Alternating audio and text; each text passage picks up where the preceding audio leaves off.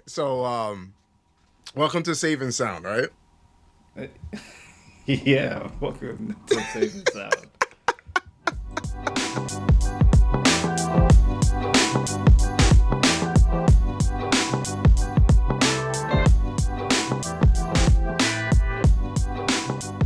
I was waiting for a little 3-2-1 that usually doesn't that usually pop up? Yeah, it did. Oh, On my side. my thing is smaller. Oh, Anyways, welcome to the Save and Sound podcast. We're in the next episode. Was this episode 3, 4, It's 5, episode 3, 6? baby. Oh my gosh, we moving along now. I'm T, also known as Leon Goat Kennedy, because Carl just beat Resident Evil 9. Let's Clap it up. Give And it this a is round your of boy applause. Carl over here. The other half. what I tell yeah, you about saying the other half, man. The other half isn't bad. It's two parts to a whole. Man, it just feels like you're over there and I'm over here. All right, we're both here. That's on you, baby. Yeah. It's about perception. Yeah, you're right. But as I said, my man beat Resident Evil 9. The last time we Great recorded game. this, we were saying how he should get it, and he did it, and he beat it in a week. I think was it a week or 2 weeks? I think it was like 8 or 9 days. Yeah, I'm Either way, it was longer. I will say we beat it in record time. So I'm very proud of us for that. W's in the chat for that. In the shot, all right. I resumed my normal role of backseat playing. All right. The only thing that I did while Carl was using the bathroom was destroy one of the little. There's this little raccoon thing collectible. That's raccoon. And I destroyed it, and then I immediately paused the game and handed controls back over to Carl. So that is my contribution to the 13 hours that you. Was it really? I think it was, right? I thought it was like 18, but I don't remember the number. See, I'll be embellishing. It's all a I'm blur, not good bro. with numbers. It's all a blur tour. It's all a blur tour. So yeah, that it was a great experience. Leon reprises his role and he does it well, and he is still the GOAT. And, I think it was a strong showing by Leon. The other new character, I'm not gonna spoil anything. The other new character, I think she was great. Everybody knows it's a woman. Well, they know she's on the cover.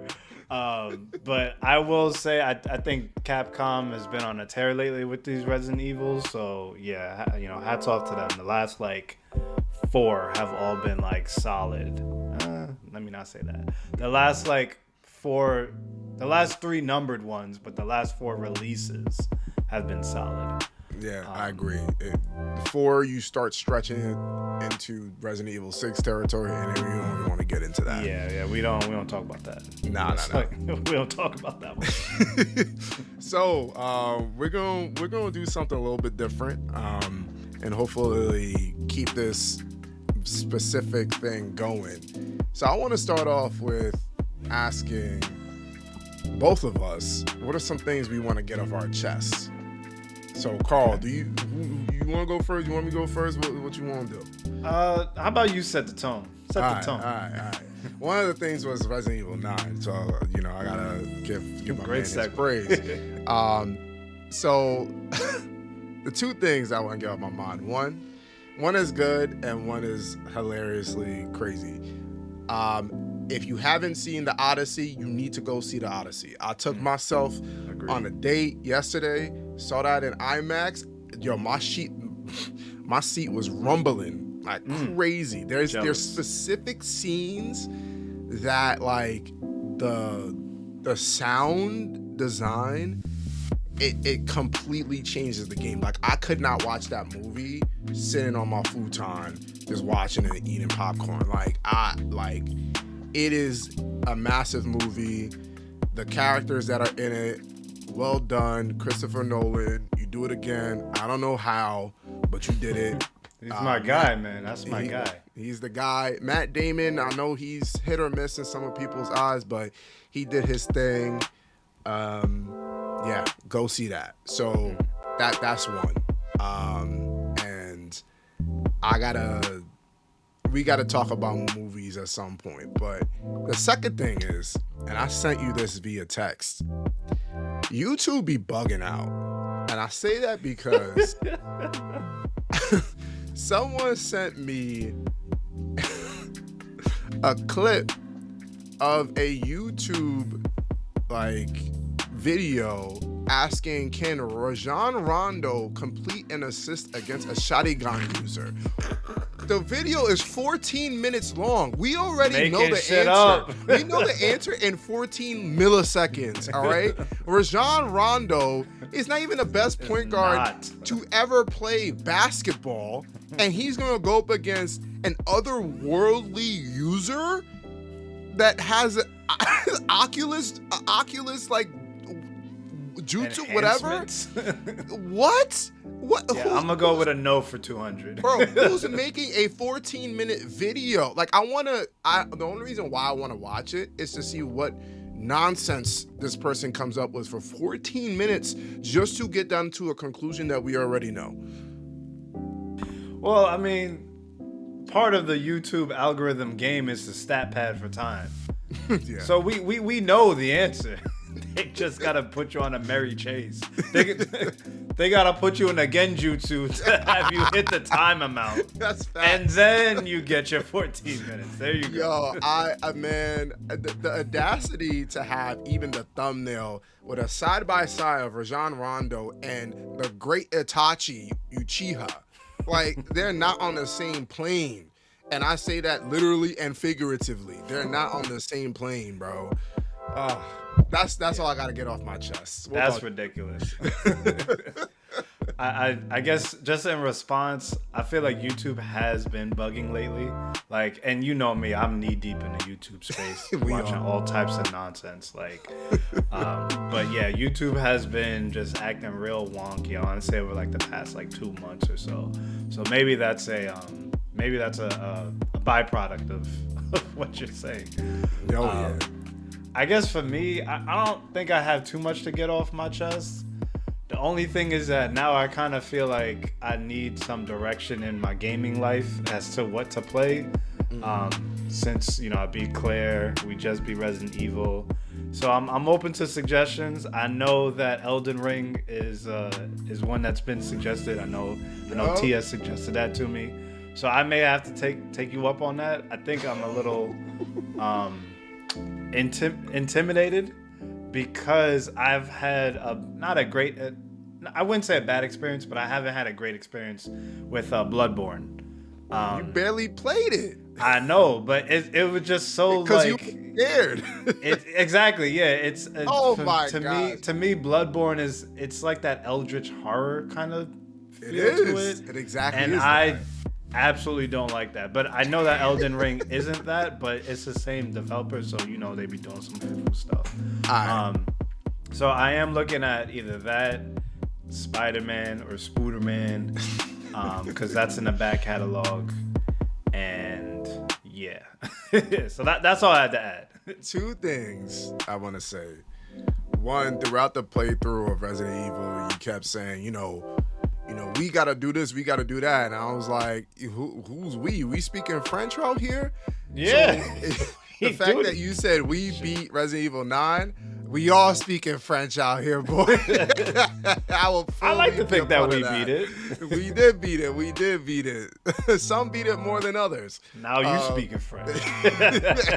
And then two, I'm going to give you my quick 10-second elevator pitch on why you should play Elden Ring. One, it's an open world game. It's not all eldritch horror. You're not going to be into the world scared. That's one. Two, it's co-written by George R.R. Martin. Okay, and we all know how much of a goat that man is. And three, it won Game of the Year. There's really no if, ands, or buts. Gamers are not gonna get that wrong. So that's it.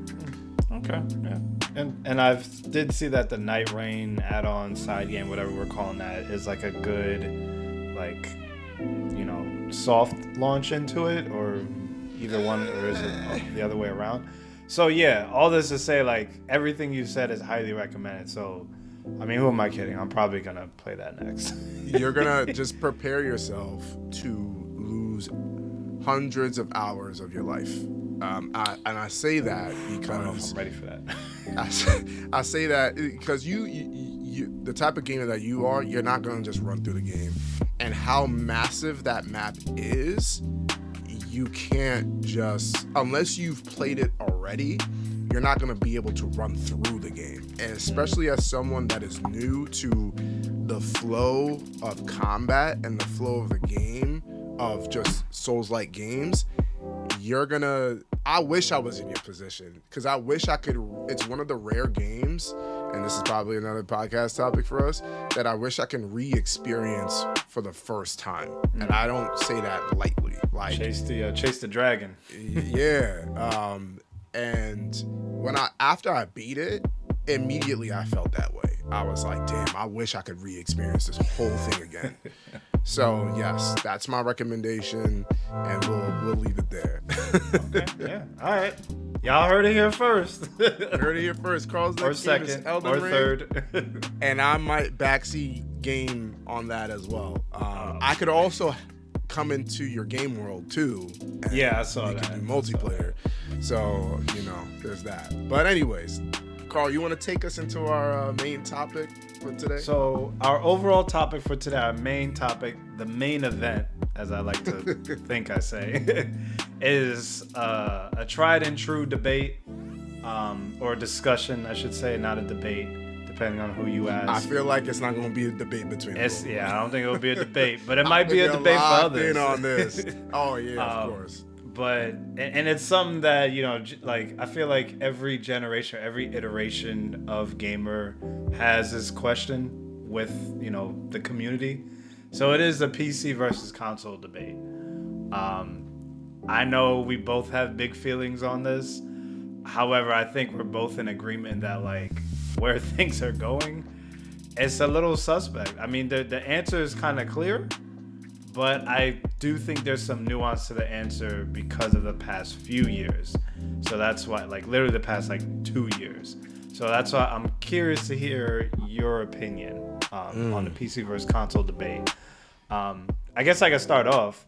Yeah. Generally speaking. You can start off. I just want to say a disclaimer, because this is something that obviously, like you said, it's a decades-long debate, right? Like, it'll probably never go away until RAM prices continue to skyrocket. I don't know, right? But I will say the disclaimer is, like, at least for myself, I'm gonna speak for myself on this, is that, like, I'm not gonna go into the hard, like, specifications and all that stuff of the consoles and PCs and all that stuff, like, and because there's just so many variables with that like I'm just gonna look at this purely from a, like, personally, this is what it is for me. But that's it. Yeah, and I think that's kind of like the nuance, the recent nuance of this topic. So I guess, like, which one would you choose, Carl? PC or console? I think it obviously depends on one of two things. No, two things specifically, in my opinion. What your pricing or funds are looking like, and what your time is looking like. So I think consoles are better for those that have less time and aren't too worried about money. So, like, they don't mind splashing cash on a $500, $600 console with the understanding that they'll probably only be able to, like, beat a game every, like, 2 or 3 months. Some of your adult gamers, people with lives, kids, families, all of that.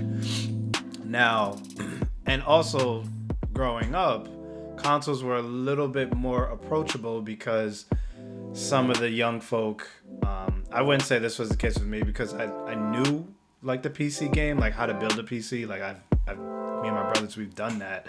But for your average, like, gamer or someone that's interested in gaming, like, consoles is just an easier entry point.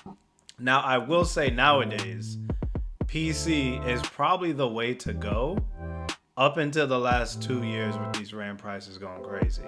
Because at least with PC, again, talking about price versus amount of time you have to play, you could start at a lower price, so kind of get like a basic gamer PC, or maybe even, and I'm talking from like 3 or 4 years ago, maybe spend like $600, $700 that could play a PC that, you know, has some modifications. You don't need to get too crazy with it. Some manufacturers, they can give you pre-built PCs for around that price point that are, you know, it's pretty good. It's average. But then you have access to all the games, damn near, as long as you don't mind going through the different marketplaces and the different sites and the different launchers and shit like that. So I would say up until like 2 years ago, like, if, you know, you're just trying to start with price, but you really have an interest in gaming and you can deal with all the computer technic websites launching databases, all that, I'd say PC is the way to go. But nowadays, with RAM prices going up, motherboards, GPUs, like, it's gotten to the point where you got casuals talking about this. Like, why is my coworkers talking to me about RAM prices? Like, you don't know what RAM was up until the data center question started coming up. So I ain't trying to hear that from you. Meanwhile, like, I remember what it was like to have like 256 megabytes of RAM, 512 megabytes of RAM, you know, like back when, you know, early 2000s or whatnot. Like, that was like a really good PC. So I think between that and the fact that Sony has outwardly said that, hey, we're not doing physical discs anymore. Boo. Yeah, no bueno. So now we get into a whole other debate on, like, do you actually own any of your games and stuff like that? So I think now there's a stronger argument for PC, but you have to play the game quite literally and pay up to have a decent, or to have a good PC. Have a good PC, not a decent PC. So, yeah, I think it's kind of sad, the state of this debate right now. It used to be like, hey, you know, consoles are great, but PCs are for those that are willing to, you know, take in the time and build accordingly. But now it's like almost both avenues are becoming inaccessible to your casual average gamer or even your newer gamer. Because as we see now, console prices going up. So why would I spend $600, $700, $800 on a PlayStation with no disk drive and maybe like a 1 terabyte SSD when I could just probably spend around the same amount for a decent PC, not even a great one, you know, given the RAM prices and whatnot. Like, what? Like, you're kind of screwed either way as a consumer. So yeah, I just want to know your take on this debate. And the other thing to add, because I know I was thinking about this as well, I think the Steam machine, I believe that's the correct term. It's not the Steam Deck. The Steam machine is a decent happy medium, but I think we're going to run into the same issue. Them prices, I'll tell you that. Yeah, that's what I'm saying. Like, we gonna have the same conversations that we have with consoles getting too expensive that we have with the Steam machine. But I do like that the Steam machine is a third viable option and ran. Put a pin in it. Put a pin in it. You said a lot, and I wanted to correct you on something that you kind of corrected yourself. You said at the top that, like, you know, consoles are also for people that, you know, don't mind spending money, and I was gonna be like, no, that I feel like that's PC people, because you can have, like you said, you can have your pre-built PC and spend, you know, roughly the same, like you said. But if you're a gamer and you want to, like, do the PC thing, you gotta dish out. You gotta dish out some money. My where I was going with that is that to get started, you're gonna pay a lot on a PC. And the other thing is that at least the PC, in my opinion, has more value because you can, like, do work with this thing. You could do video editing. Like, it's more than just gaming, whereas a console is just gaming. Yeah. Yeah, I see what you mean. And you can watch your movies on it Yeah. too. Yeah, like okay. Like, who cares? Who cares? Yeah, it's a lot. This is a lot. And do we even count phones, mobile phones, as a console now? Because like, hey, you're gonna spend $1,000 on the phone. You could spend $1,000 on a console. You could spend $1,000 on a computer and technically still play video games on it. So I want to throw that and muck up the waters a little bit too. So I'll let that percolate with you in the back. But I will say for myself, I just something about having a console that I have a pretty decent PC, right? That can play all the games on, like, let's say high, not ultra. Some games depending. So that gives you a level where my performance PC is at. And I have my PlayStation 5. I've had my Xboxes. I have a Steam Deck. So I have a lot of this gaming like ecosystem. But there's something about having a console that like gives me peace of mind, because the thing that honestly pisses me off about PCs is the fact that, and this is, maybe I have PTSD, or not even maybe, I do have PTSD from when I was a kid, and it's just like sometimes your shit won't even launch, excuse my French, you know what I'm saying? Or sometimes like it will just crash or stutter or lag. Like when I beat Clair Obscur, I played it on the Steam Deck, a healthy combination of Steam Deck and PC. And the main reason why I played it on the Steam Deck was because when I was playing on the PC, it would stutter. The audio was stutter.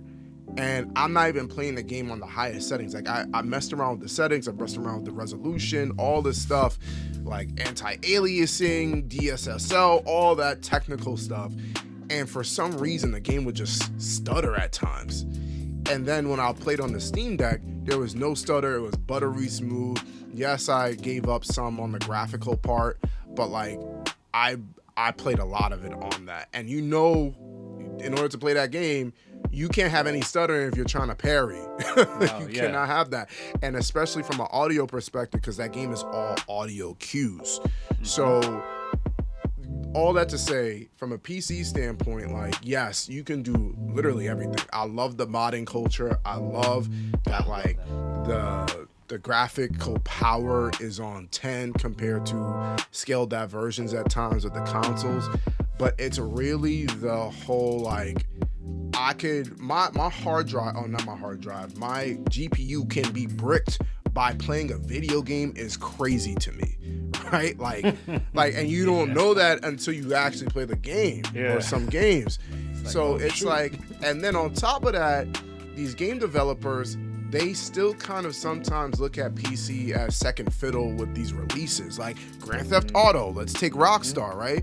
How long did it take for them to release Red Dead Redemption 2 on PC? Took them a minute. 3 years. Yeah. You know what I'm saying? It's crazy. And I think for GTA 6, they're not going to release on PC to come out. So there's that whole aspect too. You have this machine that you invest like thousands of dollars in for a lot of gamers. And yes, it could do everything. Like you said, it could do more than just game. But you're like, sometimes you're waiting. And then there's all the graphical or all the technical things that you can sometimes have to deal with, and like having to constantly update the drivers, and you know, sometimes you got to defrag because some of the files are corrupt, and it's just a lot more, right? So I love having a console because there's that peace of mind where I'm like, all I got to do is just boot up my game and I know that I can play it. You know what I'm saying? And then in order to play it remotely, like you can have the PlayStation Portal, right? Mm-hmm. And that is a whole nother thing. But like the one-to-one for that is smooth. Sometimes like you need a Steam Deck or you need a, you know, Asus AOG Ally or whatever to play these games on PC on the road. And those handhelds are just as expensive. Yeah. So it's like, am I really saving anything by doing that? So I'll say from the PC console perspective, I think both are necessary in my point of view. I know that's a lot of money. And then when you distill it into the console specifically, I'm going to get PlayStation 10 times out of 10. I used to be an Xbox person when Xbox 360 was a thing, and you know that. But, you know, Microsoft is on their BS. Sony's also on their BS, but less BS-y, if that makes sense. They've put in the sweat equity in a way and stayed true to gamers for most of the time. And then there's the Switch 2, which I'm just like, I don't see a reason why I should get that over just keeping my Switch, unless you're gonna do console locked games in terms of this is only coming out on the Switch 2. And then if we're getting into handhelds, I love my Steam Deck. I hate the fact that these prices made this thing rise in terms of, like, you know, RAM and all the tech that is getting affected by AI and sensors and all that stuff. But, like, I got my Steam Deck at $550. Yes, that's a lot of money. But now the thing is $780. So is it really? Yeah. Jesus, like it is bread. Yeah, it's $789 for the 512 gigabyte model, OLED model.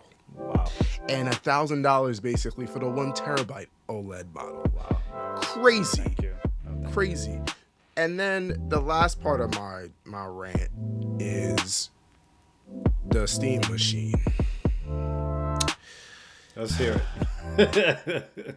Oh my gosh. So, you know how they say, like, don't meet your idols, or don't put things on a pedestal. Yeah. I was like, Valve, y'all did your thing with the Steam Deck. Y'all been doing your thing with Steam in general. I love how it's evolved over the years. I can't wait for the Steam machine. It's gonna solve everything, right? It's gonna solve the PC console merging in one, and everybody's gonna be happy. We're gonna have heaven on earth. It's gonna be like The Giver, right? Like a utopia. But in actuality, it is not. The fact that I gotta Great spend shout out on that book. yeah. Shout out. We do literary devices here on this podcast. All right. So over $1,000. I love the form, right? In terms of, like, it's small, it's snackable, it's a GameCube Lite, right? But I'm not spending over a G for, like, mid-tier performance in this day and age. But the thing that really irks me about it is the fact that, and it's a very specific thing, and you're probably gonna be like, really?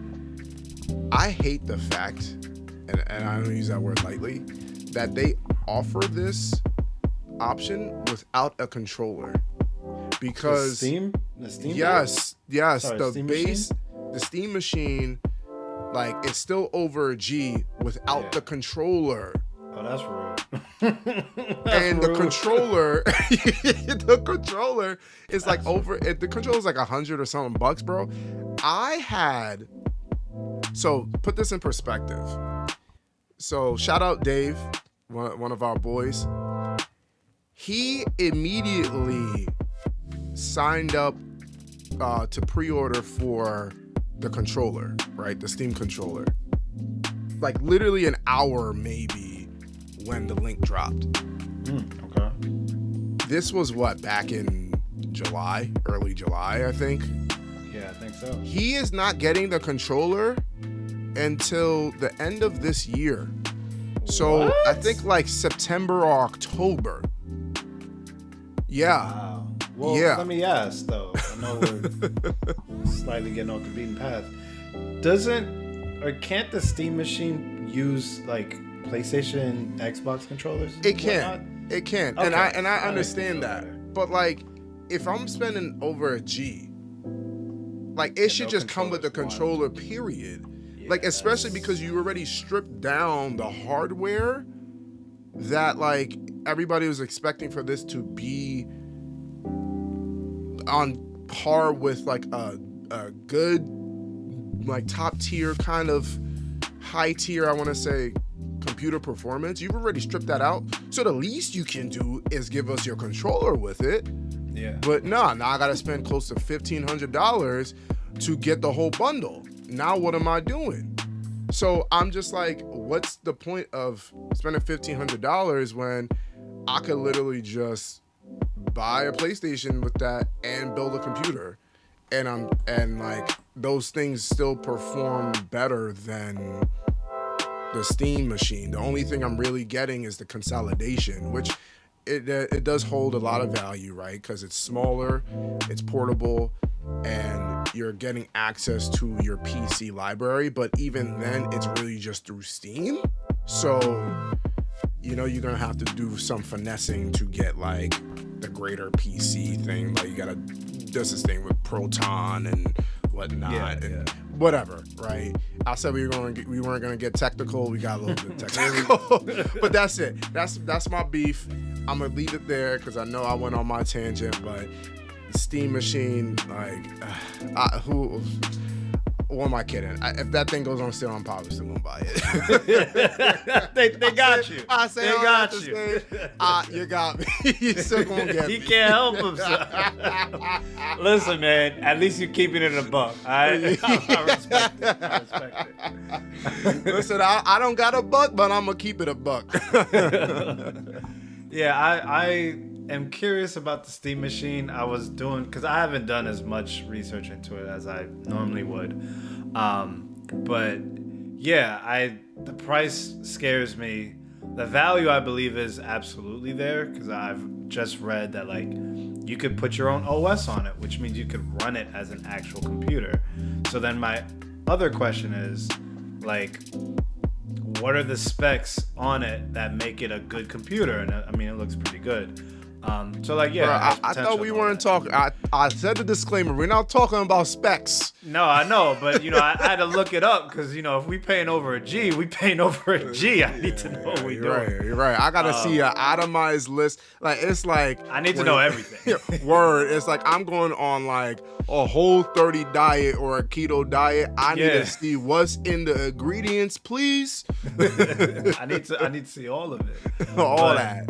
But yeah, like I feel like, and you kind of hit the point early on, and I think the appeal for a console is that it's just easier. It's plug and play. You're paying for convenience. Now, like you said, like when you would play on your computer or the Steam machine, the Steam Deck, not really Steam Deck, more so for your computer, like you were saying, like, is it gonna work?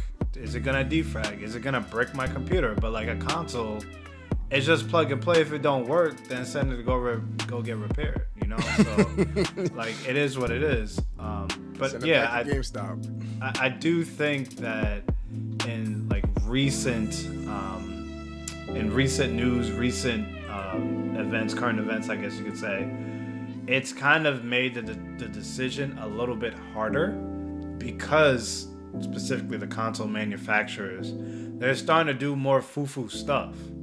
Like this whole take out the disc tray thing for PlayStation 5, and now I'm reading that like finding the OG PlayStation 5 is actually very hard. Like the ones that we have, like you cannot find it. We keep it now forever. Yeah, or until it blows up. So it's like I'm trying to be on the console wave, but the more these manufacturers start doing the funny stuff, like you're kind of pushing your main core audience to some degree to something like a Steam machine or even like a base model PC or whatever, or just pushing us off of your platform to begin with. Like just get a regular PC, play some cheap ass, Steam games and call it a day. Like maybe I don't need to play, the latest and greatest. Maybe I'm just a casual player. And then the last thing I'll say, because you did, like you said, you gave me something to think about, is the mobile, as in the phone specifically. That is a large kind of, we don't look at it like as in us, and the average gamer probably doesn't consider this, but there's a large market of people that just play games on the mobile. And it's like, yeah, I mean, your phone is pretty damn powerful now. I think there's some stat where like our phones are comparable to like an Xbox 360 and PlayStation 3 right now. So like, why wouldn't I play games on the thing that I always have on me that I'm most familiar with, software and UI wise. So yeah, it's all this to say, everything in summary, it's giving the casual average gamer more to think about, where it's like, maybe I don't need to buy a gaming PC. Maybe I don't need to buy a console that they're gonna make it obsolete in about 6 years, whatever, because that's what they do. Maybe my phone is just fine. I mean, I don't have time anyways, so I'll just play on my phone, or whatever emulators I could put onto my phone. For those that know, they know. So yeah, I feel like the debate, this iteration of the debate, is not as clear cut as personally I would want it to be. That's facts. Yeah. We're gonna need to have a part 2 of this, because there's so much meat on this bone, especially we didn't even get into the consoles themselves, the Sony's versus Xbox versus Nintendo, and like what is the preference there and pros and cons, and then the PCs is a laundry list of things. So yeah, and then like I said, I mucked up the waters with the mobile part too. So you got me there. I did get you there. I know my boy. So I got a question to end things off. It's gonna be a very quick one. Let's hear it. If you could play one instrument, what would it be? And one instrument, if I could play it, what would it be? Yeah, you could be an expert. Like, man, I'm God tier. Like, nobody can hold me. I'm the best. Can I give two? Nah, one. The violin. Okay. What? I think people sleep on the violin. You some classical dude. I see that. Okay, why? People sleep on the violin. What about you? Quick, no, quick, why? So I need to know. The 0 people that are watching or listening right now need to know. Yeah. So the violin, I think it, you can use it in multiple styles of music. It could, I mean, we're used to like the longer, slower riffs, but depending on how you play, you can pick it up. It's a good accompaniment instrument for variety of music. So I think it has the most range. It's also very easy on the ears. It's not too loud, it's not too low, which is an issue for some people. I mean, it can be high, but yeah, I think it's damn near jack of all trades. And the style and the way to play it, to me, is very artistic. I think it looks nice when someone plays the violin. I'm a music guy. You're a considerate dude. I see that. That man said, it could be harsh on people's ears. Me, I'm like, F all that. It's the guitar, baby. And it's the electric guitar. Well, I was about what? to ask. Bruh. Which guitar? I mean, acoustic is nice, it's smooth, and I get that easy on the ears. But I'm like, listen, plug in the amp. Shout out to our boy Docs with Marshall. Plugging into a Marshall amp. I'm on stage. I'm playing, Roy. What? Man. Not wrong. There's 2 things in music, and I'll repeat this for forever, all right? There's 2 things in music that always get me. It's a good choir in the back and a good guitar riff. Those 2 things, really? You put them in any song, I'm telling you right now, it is fire to me. They already got me, bro. And this is like a third. If you had like kids like singing and shit, it's so wholesome. Ah, man. All right, that's a different tangent. With that said, well, let me add in one last tidbit. A guitar is a big violin. So how about that? It's not the same. Let's continue that debate. That's not the same, bro. I can't get him. Listen, you gotta wear a suit with a cravat, all right? If you're playing a violin. I'm playing the guitar. I could rock skinny jeans. I could rock my Jordan 11s. I could put on. You trying to be cute, guys? Bro, let me tell you, all right? Let me pull up to Beethoven or Bach's recital in some Jordans and see how I get judged. Okay? Yeah, you can't do that. He one of them ones. I'm one of them ones. Wrap this sucker up. Wrap it up. I'm gonna leave our listeners on a note.